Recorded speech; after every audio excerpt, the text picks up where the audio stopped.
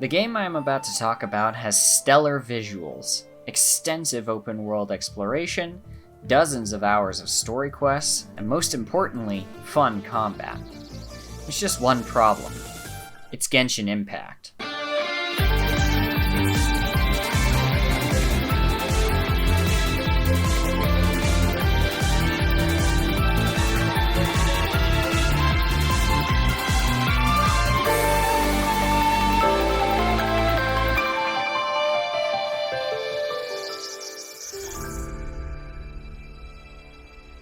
By the way, yes, this video does have spoilers. The purpose of this video is not to defend this game.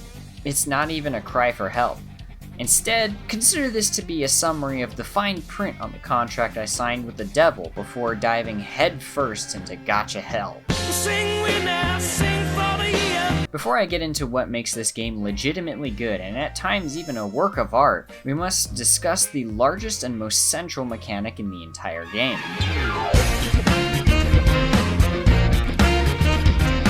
Just like Battletech, the true challenge of this game is not its combat or anything related to your skill, but rather preventing bankruptcy. I don't care who Comcast sends, I'm not paying my cable bill. You see, there are 8 characters you get for free, but the rest you gotta unlock through a glorified slot machine. You can make it through the entire game with just the free characters, and some of them are even considered the best in the entire game. However, the ones obtained randomly are literal game changers. You could pull a support that makes your entire team unkillable. A high-tier DPS that is the equivalent of an intercontinental ballistic missile launcher. Or you could roll another copy of the same frickin' greatsword you already have 8 copies of. I just want a Favonius Lance. However, if the system were just that, completely random, that would have been enough for me to drop the game. This is where the copium begins. Oh, here we go! You see, there actually is a reliable way to get the characters you want, for a price. The developers have implemented what is known as a pity system, which hard caps the amount of rolls you need to get the featured character at 180. If that sounds like a lot, that's because it is. This means that if you scrape together enough digital meth crystals, you're guaranteed to get the waifu or husbando of your dreams. As long as they're a gold tier character. If they're purple tier, get funding your rolls is where things get interesting. You buy rolls with the almighty Primogem, a currency that is currently worth more than the Russian ruble. These crystallized shards of dopamine are given to you for free just by playing the game. Open a treasure chest, do your daily quests, participate in an event, unlock an achievement. All of these will give you Primogems. These are the breadcrumbs that the developers use to keep you logging in every day. And without patience and self-control, they will never be enough. Gacha games are the only genre of game where players want the servers to go down or there to be major game-breaking bugs. What would be suffering for other players are a gacha gamer's payday. We're rich! We're rich! All of this means that your personal journey through Genshin Impact is not defined by experiencing the story, or the lore, or your accomplishments on the battlefield, but rather by you ravenously devouring all of the game's resources in order to obtain and gear out the next character you want to add to your ever-expanding entourage. This is perfect for me, because whenever a new region is added to the map, I can let my ADHD run wild as I hyperfixate on grabbing any loot that isn't nailed down. This is part of what makes the exploration so good, because in addition to the downright gorgeous scenery, it's absolutely packed with loot. You start off by either stumbling upon a chest sitting out in the open, or maybe doing a simple light all the torches puzzle. But the next thing you know, you're fighting 4 robot soldiers from Laputa and parrying their heat-seeking missiles with a broadsword. Driving this exploration, of course, is Genshin Impact's story is not just a selling point, it's mandatory. Contrary to what many would say, I actually think the plot is good. Except for when it's forcing you to experience the same character's backstory 3 times in a row. You play as Genshin McGenshinface, one of 2 blank slates the game provides for you to project onto. Now, I would normally say that it doesn't matter which you pick, except I would be lying. What I am about to say is not approved by the fandom. You see, Aether is the best main character. Let me explain. While neither traveler gets all that much voice acting, generally Aether has a warm personality while Lumine has a cool personality. This means that Aether feels more emphatic and passionate, while Lumine just kinda sounds like she doesn't give a crap.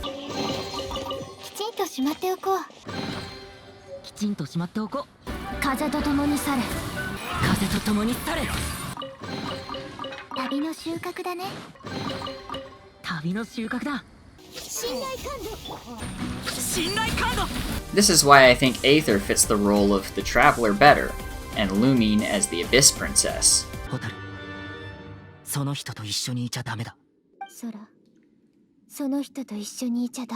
Take this opinion with a grain of salt, however, because I'm pretty sure they wired my brain weird as a joke. At the beginning of the story, the twins were on vacation when all of a sudden, Heaven decided to do a little trolling. Punished for the crime of having self-preservation instincts, the twins are separated, and then you pull a Samus Aran by losing all your powers. Sustainer took my divine strength, can't have crap in Teyvat. After playing Nap Roulette, you fish up an annoying fairy who is quite possibly the villain from the opening cutscene after she was put in the chibi machine and made into a marketable plushie. Then the two of you set off and try to figure out how did this happen. Each major segment of this tale is set across the 7 nations of Teyvat, 4 of which are currently in the game. The first is Mondo Combo, baby's first medieval fantasy. This entire region of the map is why people call this game a Breath of the Wild ripoff, and I don't blame them. The hijinks of the kooky wind god disguised as a bard femboy and his pet dragon did a terrible job of selling me on this game's world building and characters, and if it weren't for my knowledge of Ganyu, I might have dropped this game entirely at this point.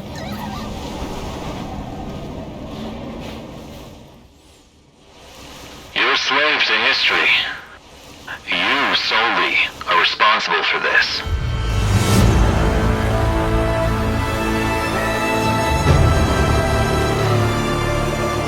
The cast of Mondstat has grown on me over time, but when I was first introduced to them, my eyes nearly rolled out of my head when I found out their de facto leader is a Joan of Arc clone.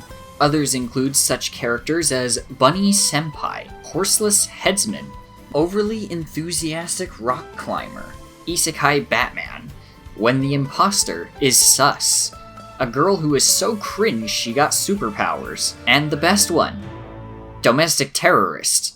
Had they introduced Klee to the story this early on, I might have become invested then and there. She is the embodiment of the phrase Chaos Gremlin, and is what happens when you take Megumin from Konosuba and make her objectively funnier.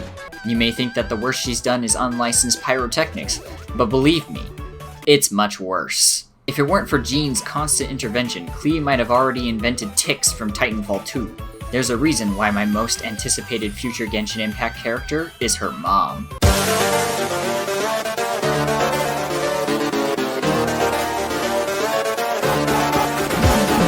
Next on your adventure is Liyue, a wealthy nation that is the center of trade and definitely not Chinese propaganda. A plutocratic state governed almost entirely by contract law, Liyue is a prosperous trade center thanks to their god wielding the power of Money Printer Go Brrr. The story here starts off pretty strong, but then it quickly devolves into literally running errands for 2 hours.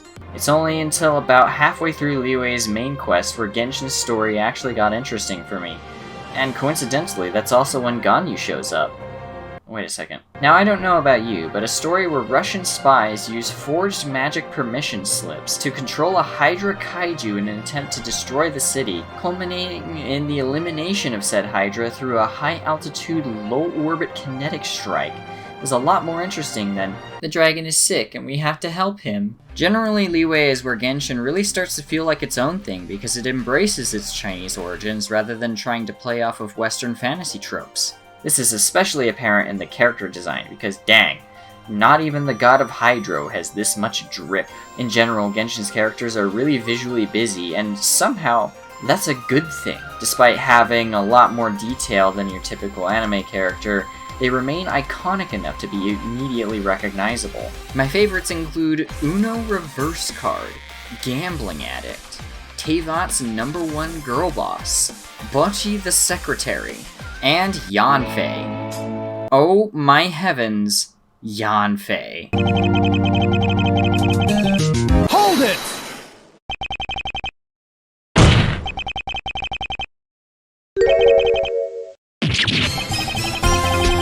She's basically Klee if her kit was actually good.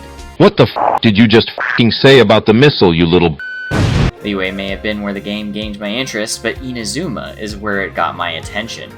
Welcome to Genshin's version of Japan. We have cherry blossoms, coral reefs, and the Fukushima nuclear reactor incident. It's a theocratic military dictatorship ruled by the Raiden Shogun.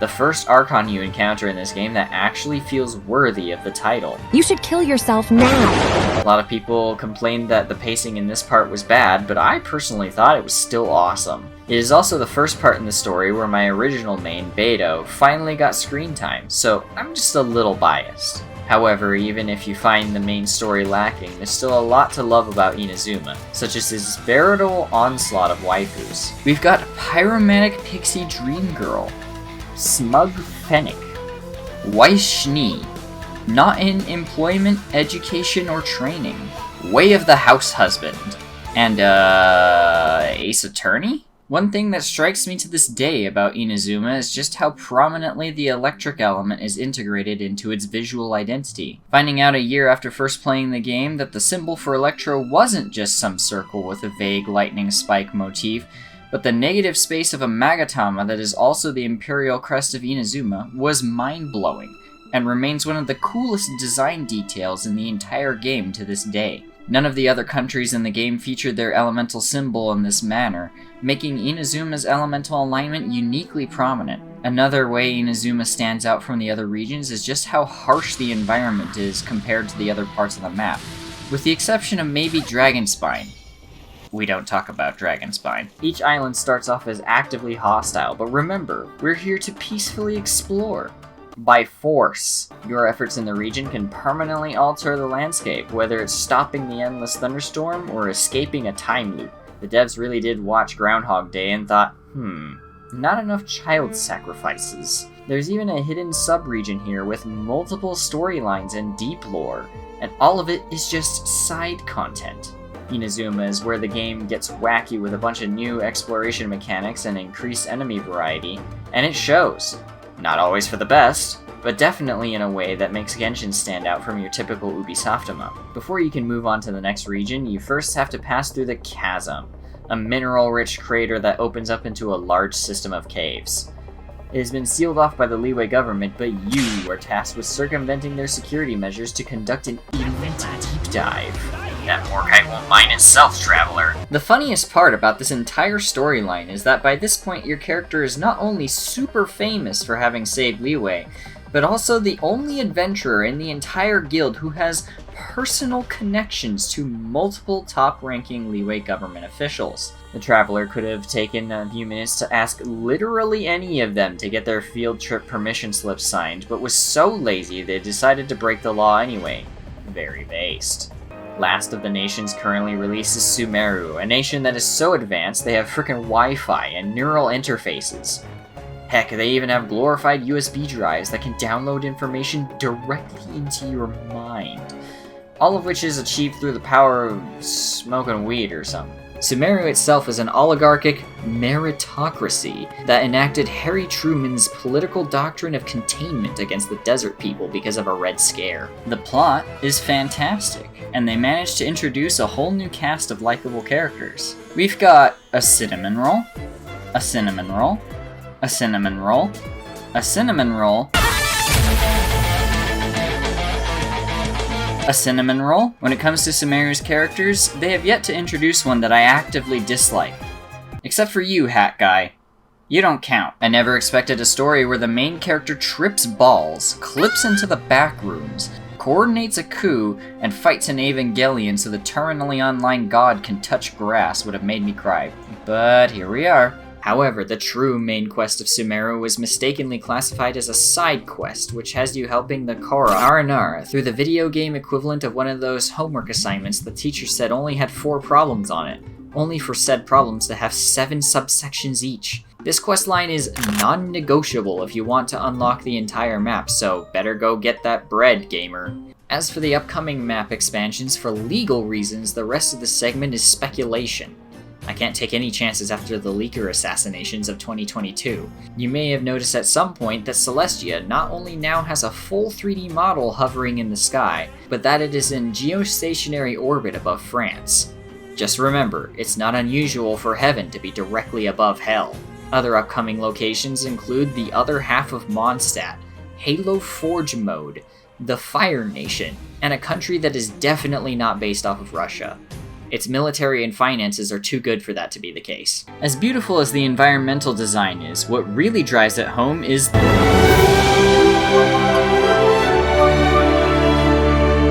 more than just sounding great, it integrates into the world so well it's practically inseparable from the landscape.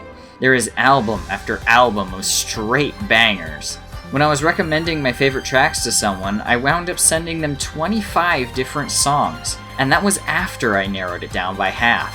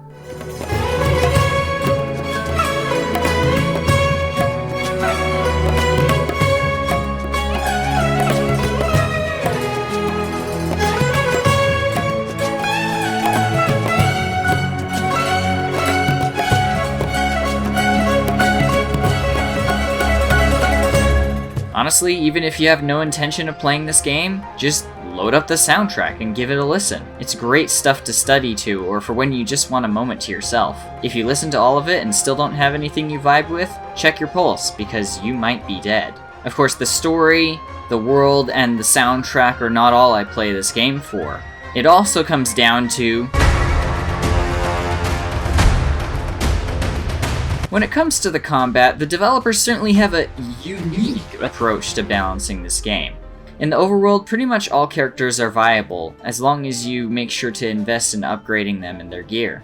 That having been said, not all are created equal. When a character is considered weak in other games, the developers usually try to fix them by raising their stats or reworking their abilities. However, when Hoyo decides to buff a character, they instead build entirely new sections of the game revolving around said character. For example, Kokomi is a healer who literally cannot crit, and the majority of players hated her on initial release. So how did Hoyo fix this? That's right, they added a new set of gear that turns healing into a bomb. Combine that with 2 new enemy types that are specifically designed to screw over people using shields, and now, she's considered one of the best characters in the game. Teyvat is just like any third world country. The most powerful thing is access to clean water. Or as another example, most of the Electro characters used to be lackluster in utility and damage, at least compared to Cryo-Pyro characters. How do you fix this? The solution is obvious. Add a new element to the game that synergizes absurdly well with Electro. As a result, Teyvat is a world where trees run off of electricity, and seeds can be made into homing missiles. On the topic of the elements, Genshin is probably the most unique and in some ways best elemental system I've encountered in a video game. In most other games, the elements have certain categories of enemies they're effective against, a special effect that can happen whenever you apply that element, such as a stun, armor reduction, or damage over time, and pretty much leave it at that. However, in Genshin, applying an element to something that has already had a different element applied to it will result in an elemental reaction. such as freezing an enemy solid or launching the aforementioned homing missiles. This is why one of the most important aspects of this game is team composition. Out of your friends, which are you? Truck freak crazy. The fire. It doesn't matter which element you use as your primary, the important thing is to violently mix them together for massive damage. Unless you main Geo. Then, just use bigger numbers, I guess? So we've taken a look at the story, the exploration, and the combat. Normally that would cover just about everything, but that's just for the main game mode. As if all of that weren't enough, the developers at Hoyo snorted pixie sticks and said screw it, let's add Prop Hunt, and Super Breakout, and Pokemon. One of the worst parts about this game is that they make some of their best content time limited. While this kinda makes sense for the filler events and some of the zany alternate game modes, this also extends to entire storylines with full voice acting and cutscenes, and even an entire region of the map, all of which gets cut once the event is over. These aren't all filler arcs as well. Multiple characters have had their story debut in these questlines, and some only show up in events. This can make it especially confusing when they do wind up returning to the story and act like they've known you this entire time. Missed a story event? Screw you, go watch a playthrough on YouTube, peasant. In general, there's no way to replay quests unless you make an alt account, which is super dumb. Of course, the only exception to this is the visual novel mode. To Hoyo's credit, the steady stream of events, even if they are just filler centered around a forgettable one-off gimmick, do keep things fresh enough to tide me over between major updates, and more importantly, provides a steady stream of resources that help satiate my never-ending hunger for upgrades. Of course, it'll never be enough because... This is where all of the deal breakers start to set in. For those of you not familiar with mobile games, a lot of them tend to have some sort of limiter on progression so you don't just burn through the entire game in one weekend and then never come back. Genshin is no exception to this. The true Genshin grind set is ABSR. Always be spending resin. Doesn't matter if it's on XP, money, skill upgrades, weapon materials. Just make sure you burn enough to keep it constantly regenerating. The drip feed of these resources is very slow, and almost anything you get with it will be useful at some point in the future. So don't worry too much about optimizing your usage at first, just keep it rolling in. Ensuring access to maximum resin is the reason why my house is filled with nothing but screens. That having been said, if you really want to unlock a character's full potential, eventually you'll have to farm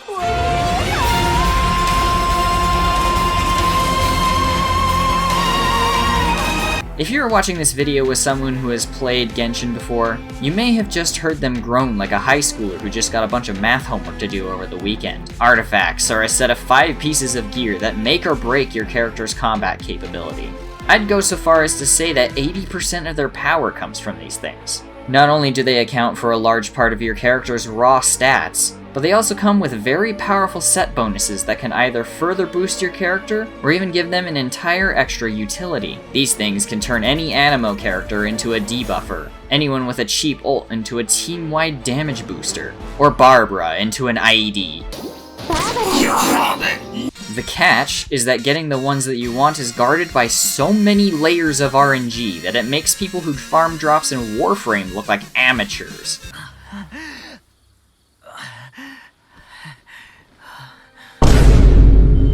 There's a way to farm these things without going insane, but ultimately it boils down to just a lot of patience. As if selling your soul wasn't enough, Genshin requires your computers as well. In case you somehow missed the massive hoopla that happened when this game first released, the Anticheat does not screw around. It has more access to your computer's hardware than you do. Aren't we forgetting one teensy-weensy but ever so crucial little tiny detail? Heck, you don't even need to have Genshin installed in order for this tech to be used against you. But hey, if you use TikTok, your data is already being beamed back to the CCP anyhow. I personally haven't noticed any ill effects from having this game on my PC for over a year now, and the anti-cheat behaves itself and goes away when I'm not playing, so I'm inclined to believe that my smooth brain isn't being monitored by the Chinese thought police. Not yet, anyway. Although, to be honest with you, the lack of endgame content, the slow resource grind, or the soul-sucking artifact system aren't the reason why you shouldn't play this game. At the end of the day, I really do love Genshin. It's a shame that the chaotic elemental combat, unique story, beautiful art design, and supernal soundtrack are all held back by the gacha. As much as I want to recommend this game, I know that I can't because of the extremely predatory business model. It is for this reason that I consider playing this game to be a personal vice. If you have the patience to put up with the RNG, the dedication to keep up with the dailies, and the self-control to roll on banners responsibly, then playing this game is a genuinely rewarding experience. If not, Genshin Impact will always be the best game you should never play.